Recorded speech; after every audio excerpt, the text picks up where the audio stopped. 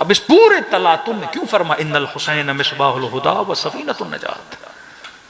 कहा ये कश्ती जब दरिया में चलती है तो तलातुम है, मौत है। ये मौजें इंसान को ले जाएं और उसके जिस्म को उन मछलियों के हवाले कर दें।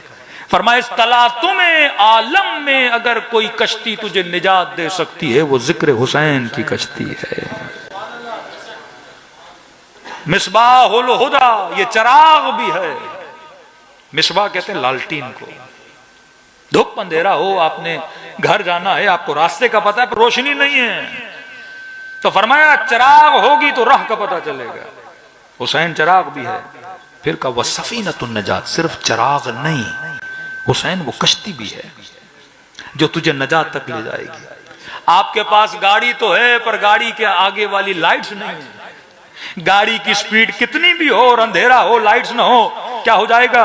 एक्सीडेंट हो जाएगा। का हुसैन इब्ने अली वो चिराग भी है जो राह दिखाता है, और कश्ती नजात है, वो गाड़ी भी है जो तुझे बिठा के जन्नत तक दरवाजे तक लेकर भी जाती है। ये वो कश्ती है जो इंसान को लेकर जाती है। ये वो कश्ती है जो लोगों को हुर बनाती है। बाज़ औक़ात हम पढ़ते हैं, कई जवान ये एतराज करते हैं, मौलाना कैसे? कहा कि जब शिम्र अबा अब्दुल्लाह हुसैन के सीने पर बैठा था, अगर पनाहियान पढ़ते हैं कि इमाम हुसैन ने शिम्र को देखा और उसे कहा कि मुझे देख। शिम्र मुझे देख। कहीं नहीं देख रहा था। फिर कहा मुझे देख। कहा नहीं देख रहा था। कहा अब भी वक्त है। पलटा, जो खताएं की अब भी वक्त है। पूछा किसी आलिम से ये देख क्यों नहीं रहा था इमाम हुसैन? शिम्र को भी पता था हुसैन के चेहरे को देखूंगा कहीं इरादा बदल न जाए। जिसके चेहरे में इतना असर हो, जो चेहरा लोगों को हिदायत दे। किसी ने कहा मौलाना ये समझ नहीं आती, इतना जुल्म करने के बाद और मौला कह रहे हैं अब भी वक्त है, का ये नहीं हो सकता। हमारा सबसे बड़ा मसला यह है कि हम अहले बैत को अपनी जगह पे रखते हैं कि मैं होता तो क्या करता, कि कैसे मुमकिन है मेरे घर पे हमला हो और मैं ये कर दूं, मैं वो कर दूं, और आप कहते हो अमीरुल मोमिनीन अली के घर पे हमला हुआ और अली ने तलवार नहीं उठाई। मसला यह है कि हम अली को अपने जैसा समझते हैं, तभी हम समझते हैं कि उनके रिएक्शंस भी किसकी तरह होने चाहिए, हमारी तरह। तुम अपनी जात के लिए लड़ते हो, इनका वजूद अपनी जात की बका के लिए बना ही नहीं है, बकाए दीन के लिए बना है। ये बने ही इसलिए हैं ताकि दीन को बचाएं। इनको खुदा ने भेजा ही इसलिए है ताकि बकाए दीन बाकी हो। मैंने कहा देखो फितरत को समझो, ये पानी है, पानी की फितरत प्यास बुझाना। अब कोई अली वाला बैठा हो, कहूं पानी पियो, प्यास बुझेगी। कोई यजीदी लाके बिठाओ और पानी पिलाऊं, प्यास बुझेगी कि नहीं? ऐसा तो नहीं पानी के यजीदी में नहीं बुझाता। ये अल्लाह की मखलूक है ना। कहे कि मुझे यजीद पिएगा मैं प्यास नहीं बुझाऊंगा, अली वाला पिएगा तो बुझाऊंगा।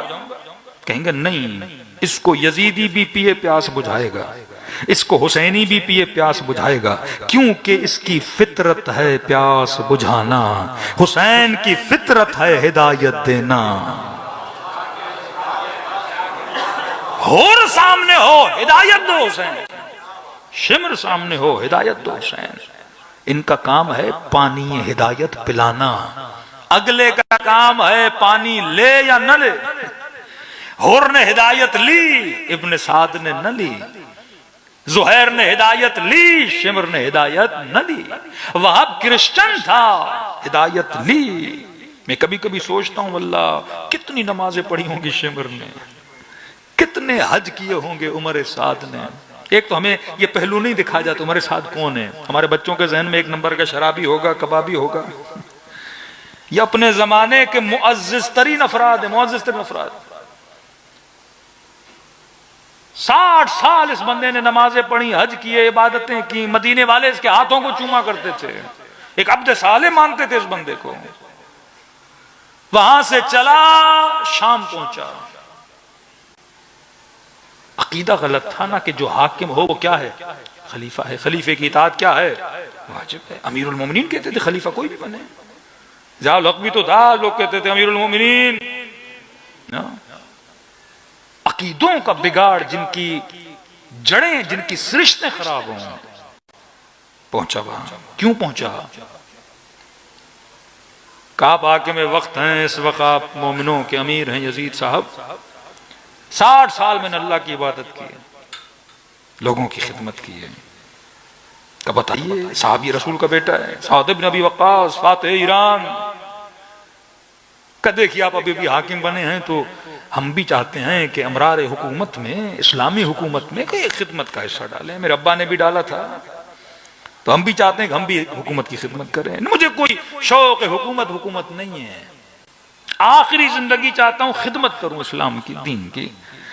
तो यजीद ने कहा कहां खिदमत करनी है, मुअज़्ज़िज़ हैं आप, जहां जो बोले आप।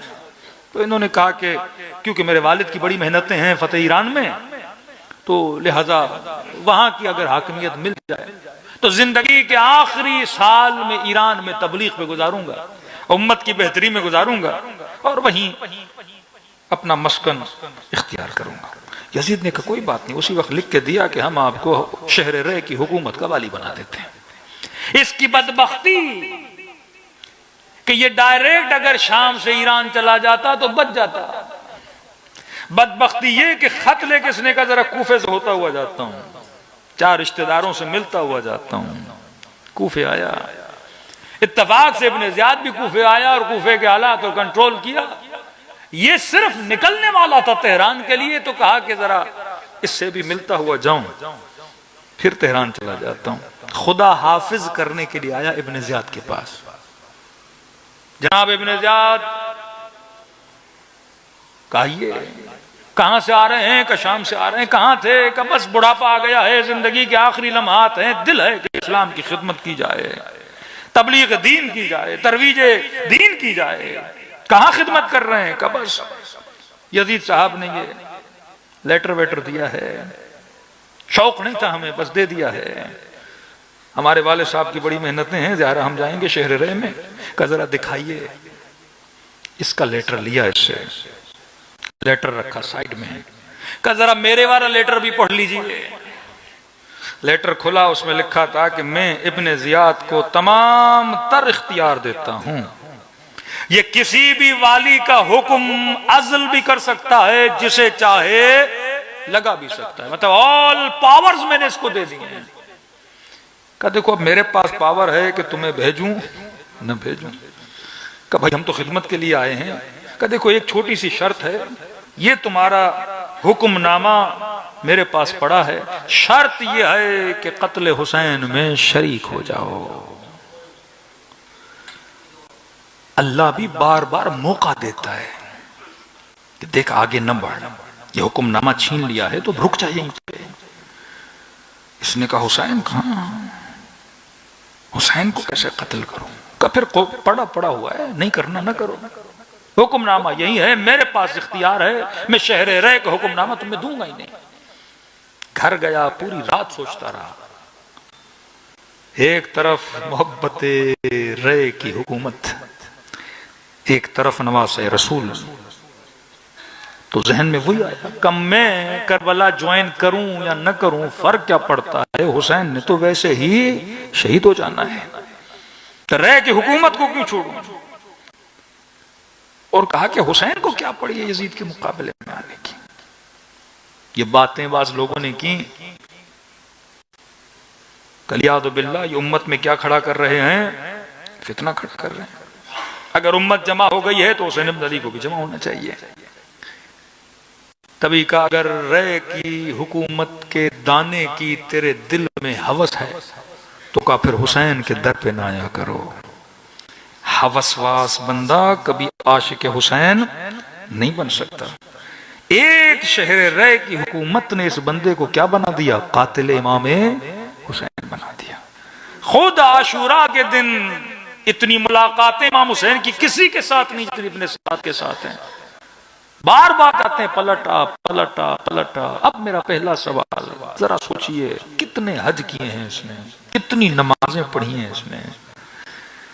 शेमर 17 हज करने वाला मुअज्जिन लश्कर यजीद का, इब्ने साद पेश इमाम है, नमाज पढ़ाता है, पूरा लश्कर इसके पीछे।